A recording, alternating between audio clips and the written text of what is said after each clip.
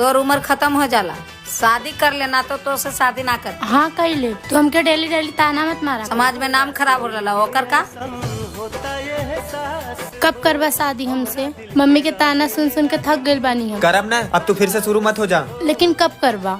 जोन तू टाइम दे ले रहा उसे 7 महीना ज्यादा होगा। रखा फोन, हम बाद में बात करब। सब लड़की एक जैसे ना होनी। कुछ लड़की अपने बीएफ के खुश करे खातिर अपनी के भूल जानी।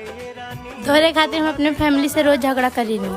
पापा हमसे बात ना करेला और मम्मी के रोज ताना। करब न करे जा शादी, काहे तू इतना टेंशन ले तू? लेकिन कब करबा? अब तो तू सेटल भी हो गईला, तोरे बड़े भैया शादी भी हो गईल बा। सच में हमसे शादी करवाना कि रउआ पागल बनावता नहीं? करे जा, सेटल तो हो गई, लेकिन अब हम वही काम में उलझली। थोड़ा और सेटल हो जाएगा, फिर शादी के बाद सारा टाइम हम तोहरे साथ ही बिताई। ठीक बा, तू करा, हम तोहर इंतजार करब। बस यही के वजह से आज हम दोनों साथ में हैं।